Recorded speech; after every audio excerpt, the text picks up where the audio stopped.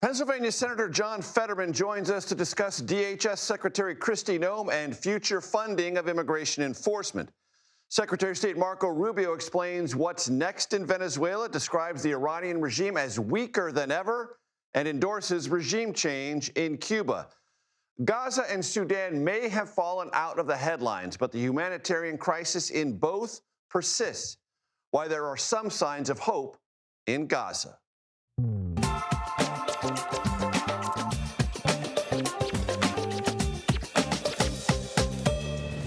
Hello, everyone. I'm Major Garrett in Washington. Welcome to The Takeout. These are turbulent, jarring times filled with all sorts of unexpected events that fire our collective sense of curiosity here at The Takeout. Some of those are lighter. Some of those items are heavier. How, for example, is Bill Belichick, who won 6 Super Bowls as a coach and 2 as a defensive coordinator, not a first ballot Hall of Famer? I ask you. Bet you didn't think I was going to start there now, did you? I'm full of surprises. Also, how has Nicki Minaj, who in 2020 donated proceeds from the hit song Trolls and related merchandise sales to help bail people out of jail amid Black Lives Matter protests, now, as she said today, President Trump's #1 fan? Also, how did Kaby Lame, born in Senegal, raised in Italy, become such a popular TikTok influencer that, at age 25, he could sell his rights and future creativity for $975 million over 3 years? Also, how can we have routine stock market records on Wall Street touted time and again by the president, and at the very same time, the lowest consumer confidence sentiment in 12 years? Related to that, how can we have the lowest mortgage rates in 3 years, yet a stalled housing market with a record 40,000 pending sales canceled in December? Also, how is it that the United States has replaced the head of state in Venezuela, is pressuring the economic collapse of the Cuban government, and threatening with massive military assets to bomb Iran, all under the auspices of a self-described peacemaker president? How is it that lawmakers who serve in Congress increasingly feel unsafe in public spaces? How is it that Capitol Police investigated nearly 15,000 threats to lawmakers and staff last year, a 57% increase over 2024? And when does this climate of fear begin to reverse itself? Attempted assaults this week on Democratic Representatives Ilhan Omar and Maxwell Frost offer no reassuring answers, only a deepening bipartisan sense of gloom. Phew, I know, that's quite a list, all over the place. We will get to the heavier topics tonight, I promise, and one or two of the lighter ones. We start with Ian Lee in Minneapolis, where specifics about President Trump's promised immigration de-escalation remain elusive. So let's begin here. We learned something about the Border Patrol officers involved in the shooting of Alex Pretti and their status now. What do we know? Well, Major, there's a lot of mixed messaging coming from the federal government. Right after that shooting, we had Border Patrol Commander Gregory Bovino saying that these agents were moved to another location, that they were still working, and that was for, he said, their protection of their identity. But now we're learning that the agents have been put on leave, and that is typical after a shooting, that federal agents would be put on leave. Now, we don't know when that was, but that goes to that mixed messaging of what is really happening, potentially why we're seeing this shakeup at the moment of leadership on this immigration operation in Minneapolis. Speaking of mixed messaging, there were lots of representations made in the immediate aftermath of Alex Pretti's shooting, and then there was a report given to Congress. Conflicts there. Yep. Again, we're hearing one thing and another. You have an outline in this report of what really happened, or what they say happened, where you have this confrontation. They tried to arrest him. A man yells, he has a gun. They took away his gun. And about 5 seconds after they said he had a gun, that's when you have the shots go out from 2 different agents. Now, they took his gun and put it in a car and disarmed it. But in the report, there's no mention that he went for his gun, he had his gun, despite right after that incident, the federal government saying that these were defensive shots from the agents. There's also a lot of questions about the evidence there. Was it handled correctly? Now, a federal judge has ordered the government to preserve all evidence, not to destroy anything, because local and state officials want to have a look too. They want a joint investigation. There's a lot of mistrust right now, and local officials just want to have a part of this greater investigation. Now, the statement that did come out did clarify. It said, this isn't drawing any conclusions. This is a statement of how they see the facts happening at that time. So this investigation is still very much in the early days. Important to note that in that preliminary report from DHS to Congress, no reference to Alex Pretti brandishing that 9mm firearm. President Trump said, we talked about it yesterday, Ian, intends to de-escalate a bit. Is there any evidence of that? What do things look like in Minneapolis today? It doesn't seem like there's really any de-escalation at the moment, because at the end of the day, the escalation, these tensions and these points of conflict come when agents are out in the community and they're going after people who are undocumented, and you have members of the community who are going out at the same time, and you can have this friction between the two. That's what happened when we saw the killing of Renee Good and Alex Pretti. It was out in these community operations, not in these grand big protests that have taken place. And so as long as those operations continue, you can still expect to have this friction that continues. Now, we're in the middle of the week. It's cold. The weekend's coming up. There are other calls for protests. So that will be a big test of how, if the situation has de-escalated. Major? Ian Lee, appreciate it very, very much. I mentioned Minnesota Democratic Congresswoman Ilhan Omar at the top of the show. Here is why. A man approached Omar last night and sprayed her with a liquid from a syringe. Police say 55-year-old Anthony Kazmierczak was booked on third-degree assault charges. Congresswoman Omar carried on with her public event. CBS News Justice correspondent Scott McFarland joins me now. What do we know, Scott? We expect federal charges to be filed by the U.S. Department of Justice as early as the end of the night tonight or tomorrow against Kazmierczak. The Capitol Police are part of this investigation, so is the FBI, but this happened in Minneapolis, so the local authorities are all part of this too. Ilhan Omar appears unhurt, uninjured, but that's somewhat beside the point here. I mean, there's just somebody who had access to her, could have done her more harm, and sprayed a mysterious liquid at her. The Capitol Police have emphasized here, Major, this is the tip of the spear. The threats against members of Congress are up nearly 50% in 1 year. That's bonkers. From 9,000 to nearly 15,000. Oh, by the way, several years ago, it was as low as 2,000 or 3,000. This is a lot for them to get after, about 40 threats a day, the latest of which was caught on video in Minneapolis. President Trump suggested by one way or another that the Congresswoman may have staged this attack. Any evidence of that? U.S. Capitol Police say they've seen nothing to indicate that, but the president saying it sure did provide kindling for conspiracy theorists online to socialize that and circulate that far and wide. We mentioned on this program earlier this week, Maxwell Frost, member of Congress, Florida, sucker punched, it sounds like, at the Sundance Film Festival over the weekend. What more do we know about that? He says he was punched in the face. There's an investigation underway, charges pending. But this also is a microcosm of a broader issue here, where the U.S. Capitol Police say, in so many words, our politics are at a point now where these threats are spiraling, that there's a devolution happening in American politics, and it's crystallizing itself in threats and, in some cases, actual assaults. And, Scott, actual money has been appropriated so members of Congress can make independent judgments about the security around them. Is that true? It's true, but if you were to ask a U.S. senator right now or a U.S. congressman right now, they may say that that money is only enough for a little bit of extra help. There's no way for the Capitol Police to provide 365-day a year, 24/7 details to any member of Congress. Having a few dollars provided to get some private security helps only around the edges. Scott McFarland, as always, thank you very, very much. Pennsylvania Democratic Senator John Fetterman joins me now. Senator, you just heard Scott McFarland, so I'll put the question to you. Do you feel safe? Do you have enough resources to protect your safety in public spaces? Yeah, I do. I've actually never had any things like that. And I, of course, want to condemn what happened to the Congresswoman from Minnesota. And thankfully, I think I read that it was some kind of a vinegar thing. Hopefully it wasn't anything, a bio weapon or any kinds like that, of course. But no, thankfully for me, I've never felt unsafe or anything in public. for that. And now, I mean, without a doubt, this is just more part of the reason why we have to continue to turn down the temperature in our rhetoric and our actions, because now things, I mean, like it's becoming more and more part of the job, honestly. You released a statement yesterday urging President Trump to fire DHS Secretary Kristi Noem. Why?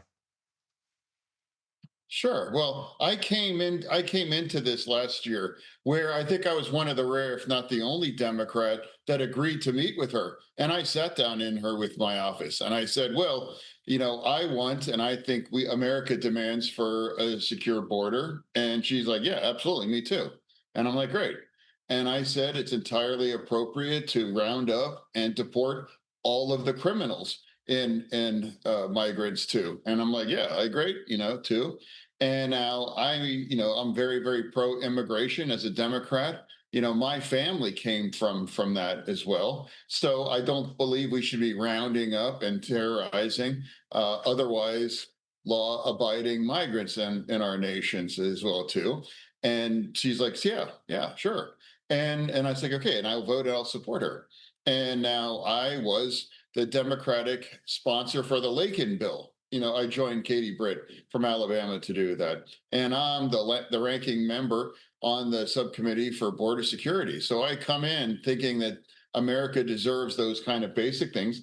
But I think the majority of Americans don't believe we should be tearing apart and targeting otherwise law-abiding migrants. So what happened in Minneapolis, yeah, I describe that as a dangerous, ungovernable urban theater that puts the public, that puts law enforcement and ICE agents in danger as well too. Stand down.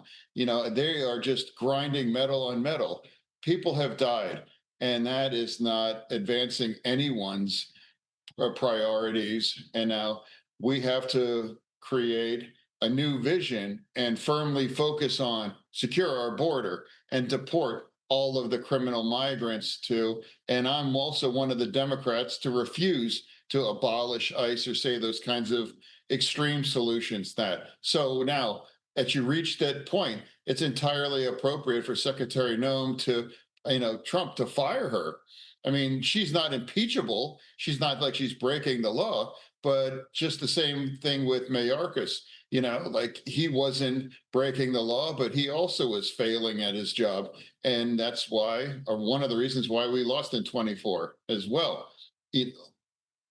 Senator, there's a conversation going on in the corridors today among Democrats and Republicans about how to proceed to avert a partial government shutdown, and Democrats pressing for specific legislative reforms to DHS going forward. Do you count yourself among those Senate Democrats, and do you believe we are heading toward a partial shutdown? Well, I was one of the very rare Democrats that refused and consistently vote to not shut our government down last year. That wasn't that long ago. And now for me, now when if we have the 6 in all together and there's no kinds of reforms or anything, yeah, then I'm the guy that I can't shut our government down and not pay our military. That would be the second time in 2 months not to pay our military and to create all kinds of chaoses in significant parts of the government that now would shut down effectively now. What I do hope that they can break them apart and unbundle it, because the vast majority of this was quickly passed. And then we could have a conversation and to put the appropriate kinds of reforms to make ICE more and focusing it on really its core mission. So that I don't know what we're looking at. I just checked with my chief of staff before coming on that we don't know when time the vote is tomorrow and exactly what that exactly looks like. So I'm coming at it from an open mind, but I will reemerge as a Democrat that refused to put our military into flux and not getting paid for the second time in as many 2 months. Senator, let me ask you about Secretary of State Marco Rubio's testimony today. He said the U.S. military presence near Iran in the Middle East is defensive. The president's rhetoric sounds less than defensive. Are you comfortable with administration moves vis-a-vis Iran? Oh yeah, 100%. Yeah, yeah, absolutely. I mean, that story seems to has receded from the headlines, but without a doubt, they mowed down tens of thousands of its own young people there in cold blood. And now I was the only Democrat to actually charge that they had to strike and destroy the Iranian nuclear facilities as well too. So I think it's entirely appropriate to make sure that we have the presence there. And now, if Iran continues to do those things or to restart those kind of nuclear ambitions or for whatever, I think it's entirely appropriate for us to have that role and to hold Iran accountable because Iran has, used to be the world's terrorism underwriter, and we've put them in check. And now, as long how weak the regime is now to do anything, make those kinds of change to actually bring that regime to its knees. Also, the Secretary, Marco Rubio, said that he wants Congress to remain patient about the future of Venezuela, that things are on a better trajectory.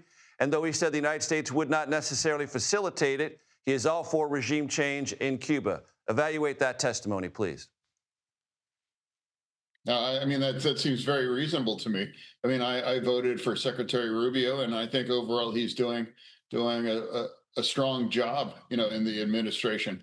I see that meme online where they keep, putting him in new uniforms of all his different jobs. Given that's all on his plate, I think overall he's doing a good job, and now providing enough kinds of patience for Venezuelan. Again, I was open to that. I don't know why we can't all celebrate that Maduro is gone and he's in jail and he's going to be on trial. I think that's a good world, honestly.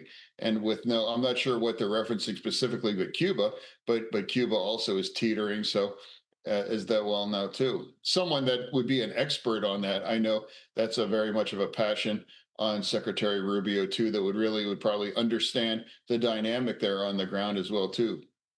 Before I let you go, Senator, if you could tell one thing to President Trump about what he should do publicly and visibly in Minneapolis, what would it be? What I would say is that, like if you want to hang on to your version of Mayorkas, and now just realize that is trashing his legacy of securing our border. I came to you as the one Democrat that voted for her, and that now it's actually joined the Republicans to pass the Lakin bill. So I came from a very open mind, and what's happening now too, you're just grinding metal on metal, and that now it's not serving anyone's kinds of the priorities that are appropriate to make our more secure as a nation and also to deport all of those criminals. That's what we should focus on, because I think that's the vast majority voted for, or that we want to see. And me as a Democrat, that's what I would want that too. And I believe Pennsylvania would too. Would that mean specifically, Senator, pulling out ICE and Border Patrol forces from Minneapolis, standing down essentially from Operation Metro Surge?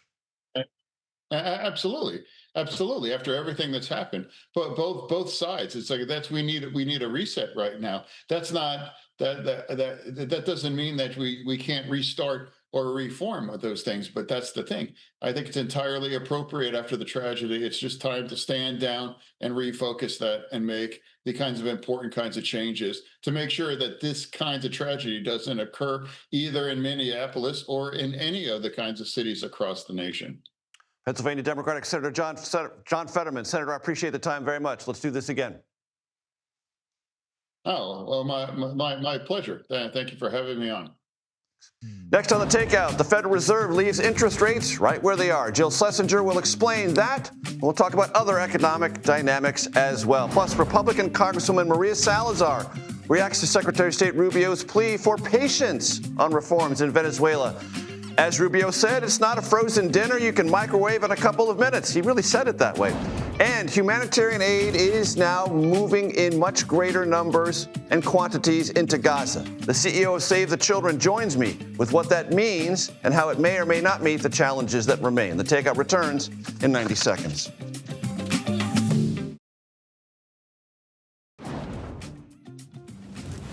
Welcome back. The Federal Reserve, as expected, left the benchmark interest rate unchanged. The central bank ended 2025, you may remember, with 3 consecutive rate cuts. Mortgage rates have ticked down as a result. I discuss this and a little bit more with CBS News business analyst Jill Schlesinger. Jill, there's all this build-up to a Fed rate day, so I guess it's obligatory. Give me your 30-second takedown. So boring. Oh, my God. I think they were probably filling out their Super Bowl boxes. So obviously, this was a non-event. Most of the world expected the Fed to take a pause here. And, look, the reality is they really shouldn't do anything because, as Jerome Powell said, the labor market is firming up, so it's not getting worse.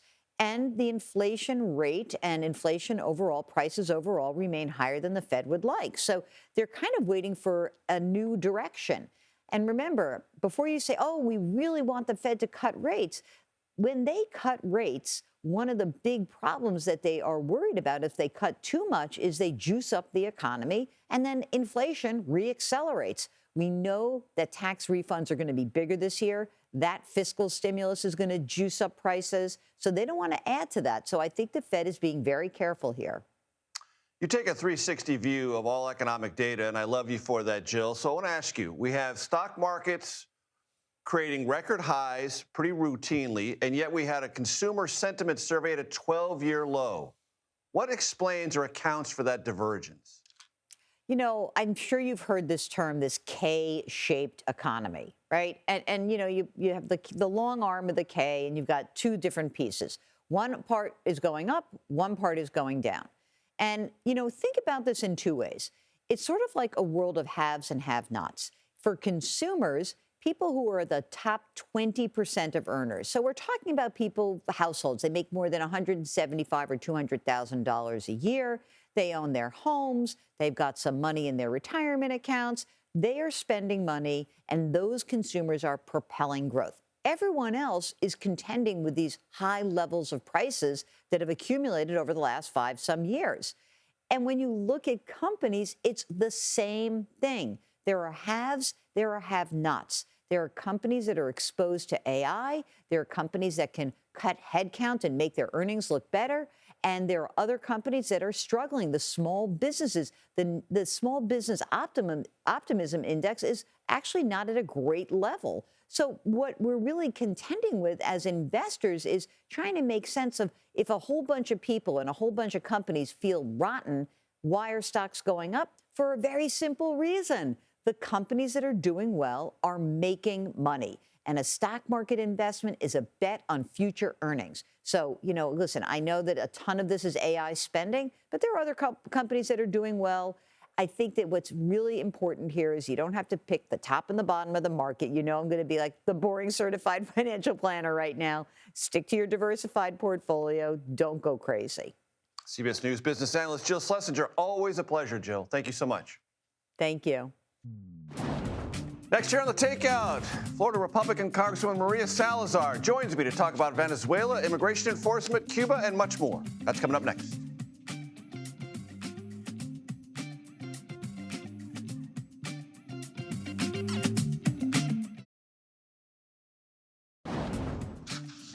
Welcome back to The Takeout. Welcome to the Conversation Corner. Here's a look at what else we and now you are watching this evening. FBI agents have executed a search warrant at the Fulton County Elections Office near Atlanta.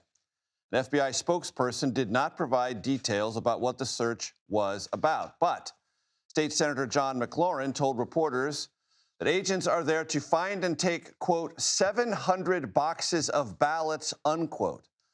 Source familiar with the investigation tells CBS News that is in connection with the 2020 election, in which Democrats, meaning Joe Biden, narrowly won Georgia's Electoral College votes. It is important to remember those ballots, the 2020 ones, were counted 3 times. The initial count followed by 2 more recounts. President Trump has long made Georgia a central target for his complaints about that election. And then, as you might remember, pleaded with its then Secretary of State, Brad Raffensperger, to find him enough votes to overturn that result.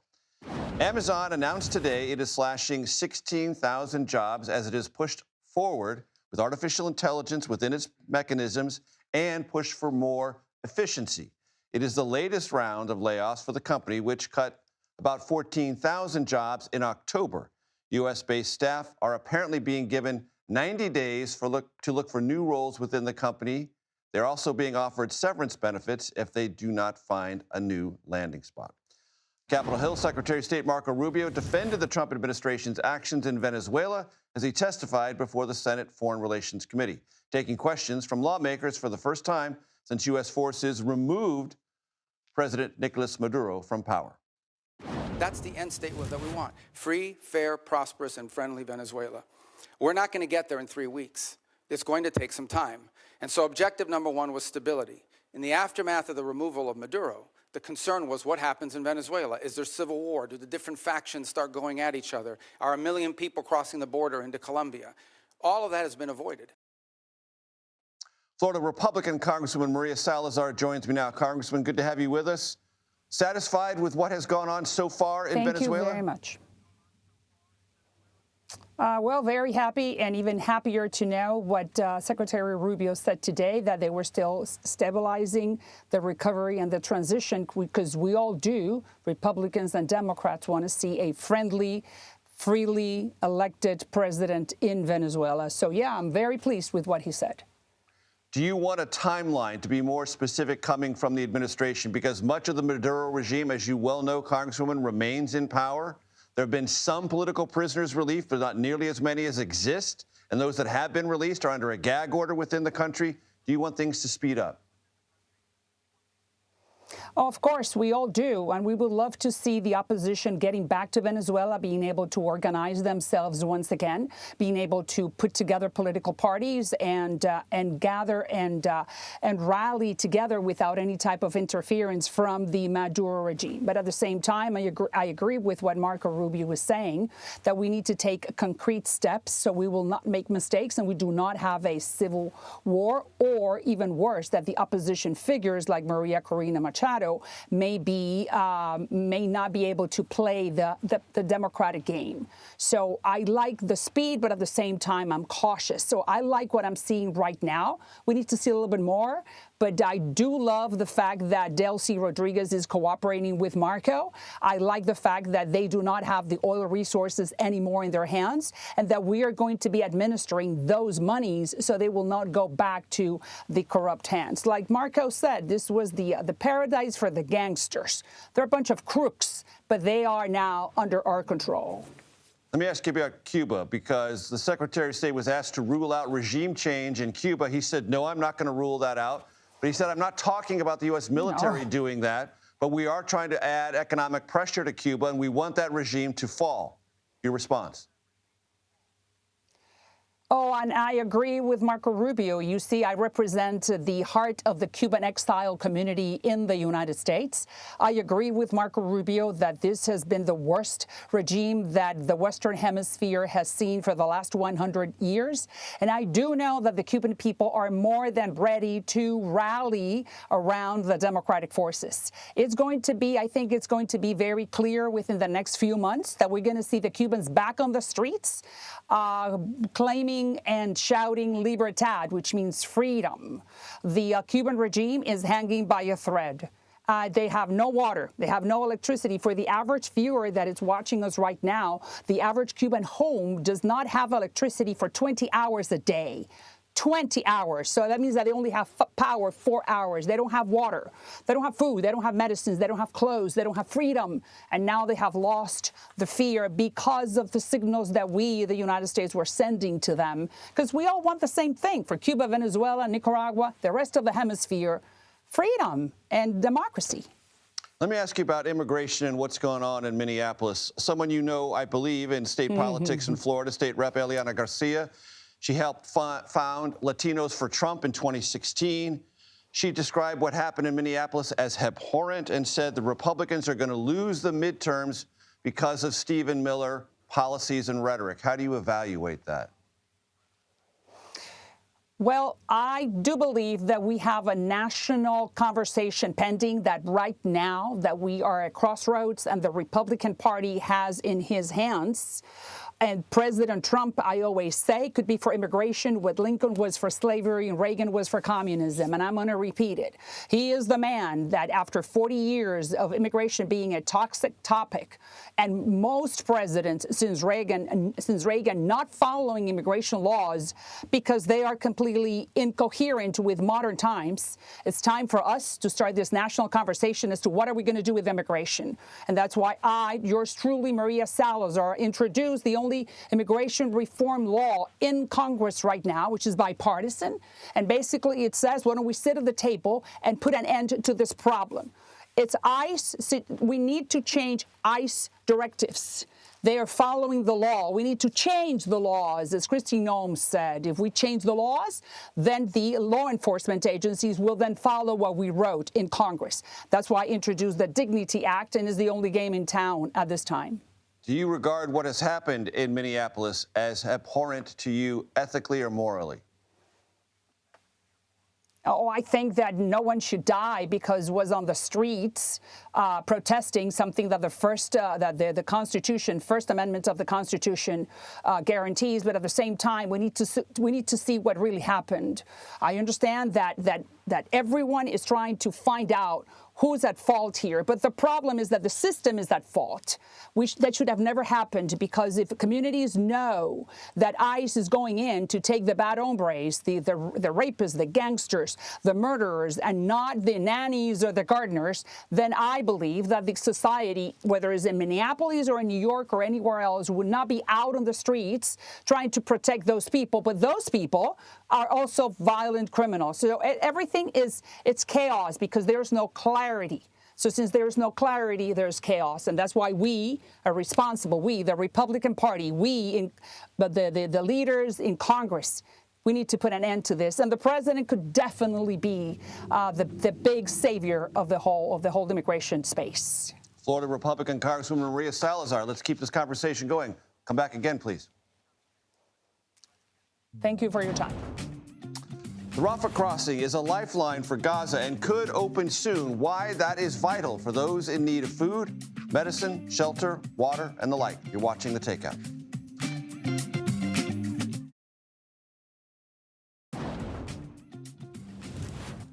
Welcome back to The Takeout. Thanks for hanging out with us. President Trump has created the Board of Peace. That's for Gaza redevelopment. But even those close to the president would acknowledge that's an over-the-horizon thing. But there's a humanitarian need right now. And it is, in a lot of ways, still desperate. I talked earlier today with the CEO of Save the Children about that very topic. Two questions on Gaza. First, people can read and see in their phones or other mechanisms the Rafah crossing has reopened. What does that mean as a practical matter for the work you do? Well, we're hopeful that it will mean that people can now come in and out of Gaza, that people can be reunified with their family and friends when they were out, that medical evacuations can happen again.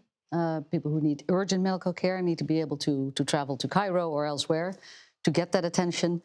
We're also hopeful that over time, it would also allow goods to come in, commercial goods, but also humanitarian supplies to come in over that border again. And that would be massively helpful for any of the organizations that work there to continue their work. Second question, describe the humanitarian situation within Gaza now, if you can. This is, two things are true at the same time. It is relatively better than before the peace agreement. There is more food available in Gaza. More water. There is more water. Some more medical supplies. There is a little bit more. Markets are reopened. Some of the bakeries have reopened, so there is fresh bread, etc. Again, at the same time, it is not nearly enough. We still have thousands of children in hospitals being treated for malnutrition. We still see way too many mothers being being severely malnourished. We need to get to them. We need to get to them fast with the right treatment levels. We are still not able to always open our child-friendly spaces where children can be children and they get trauma counseling and support. We need more supplies in. We need to be able to get more humanitarian workers in to also relieve some of the people who have been there now nonstop for the last 2 years and who are exhausted and need that extra support. Some of my audience may remember rushes upon vehicles in the most dire circumstances there. Is the distribution a little bit more normalized, less frantic? It is less frantic and a little bit more normalized. At the same time, I would also say, yes, there is more water. At the same time, there's also still not real, children, and we've seen this, right? It's winter, it's super cold. The tents are wildly, not appropriate for the weather. So we see mothers trying to clothe their children in summer clothing because that's all they have, because we haven't been able to bring in winter clothes for children. We are not able to bring materials in to have sturdier tents, better shelter options for people. Homes are destroyed. They'll have to be in tents for quite a while.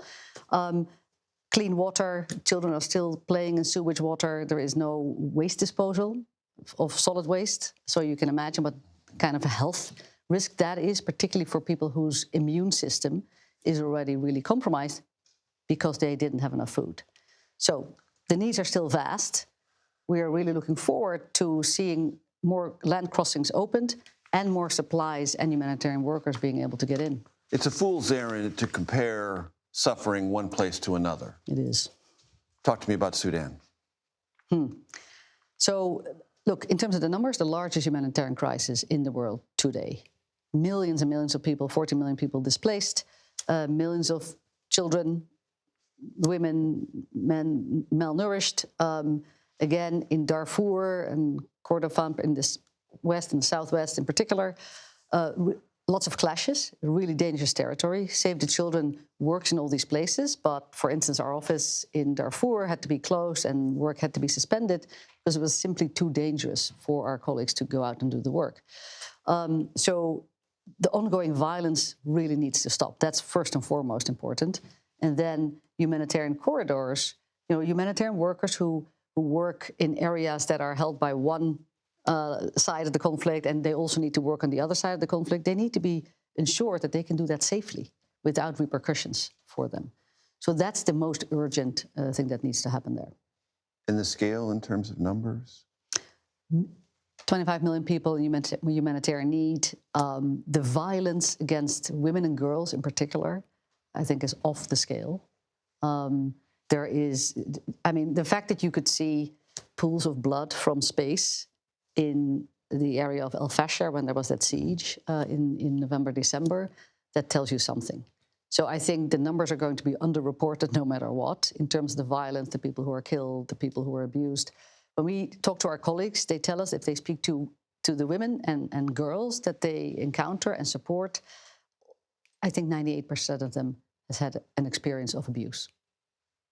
So it's an unbelievable humanitarian tragedy. Again, a man-made humanitarian tragedy that can be prevented, dealt with, responded to if humanitarian actors are allowed to do their work and if a peace agreement or at least a ceasefire for now can be agreed to by the warring parties. You deal in the world of ifs and Indeed. better realities. The CEO of Save the Children, Yanti Saripto. Thank you so much. I appreciate it. Nicki Minaj, legit global phenom, calls herself the president's biggest and most durable fan. The rapper joins the launch of his Trump accounts.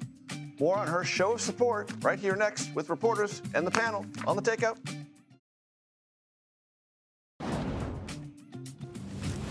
Welcome back. Reporter panel time. Let me introduce them to you. Riley Rogerson covers politics and Congress for Notice. Remember, that's news of the U.S. Eleanor Mueller covers Congress for Semaphore. So just to be clarify something, folks.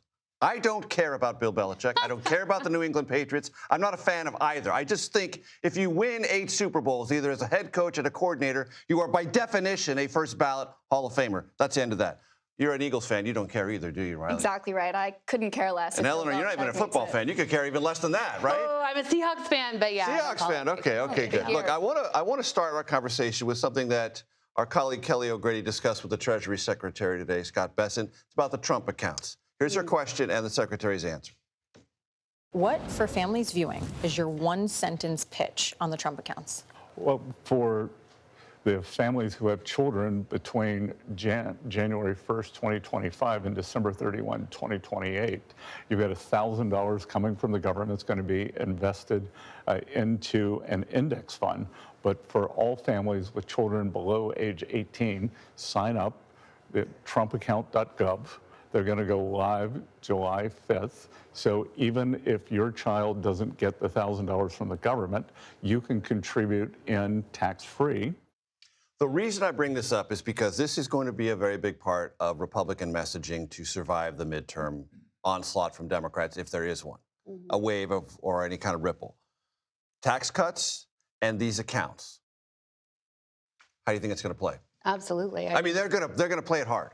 They're going to play it very hard. We've seen multiple rollouts of this. You know, there was one at the Treasury Department weeks ago. We saw they're going to remind you and today. remind you and remind you. Yes, right. And they have, I mean, an easy opportunity to do so because they're getting billionaires, celebrities, Nicki Minaj today to put money towards these accounts. And so every time that happens, we're going to see them bring it up again as something that they're doing to bring prices down and make life more affordable. Riley? Right, that's exactly right.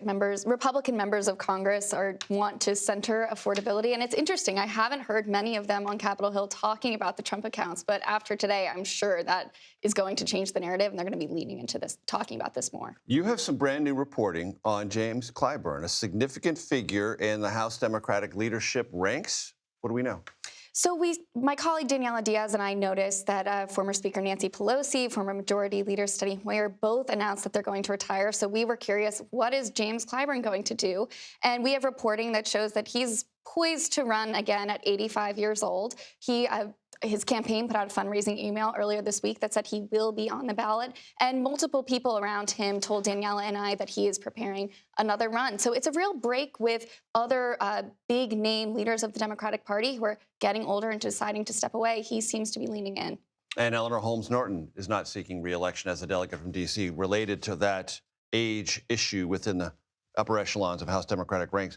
Eleanor, you had a conversation with someone who used to be around Capitol Hill quite frequently, quite visibly, John Tester, about where Democrats are and what their messaging is or isn't. I want to play that sound, talk about it on the other side. I don't think it necessarily has to be or even should be a set of bills you put forth because most people aren't paying attention to that anyway. What they pay attention to is what people are saying. And right now, the message coming out of the Democrats, like it or not like it, is not real clear. That's John Tester from his farm in eastern Montana, a place I visited in 2006 when he was first running for the Senate. Your take on that? I think a lot of people agree with him. You know, we've seen Republicans divided internally over how they talk about affordability. We've seen a similar divide on the left. You know, it's not just enough to say that you want things to go back to the way they were before Trump. You have to also acknowledge the fact that people were unhappy that they put him in the Oval Office for a reason. And I don't. And you've got to explain where you were on the Biden thing.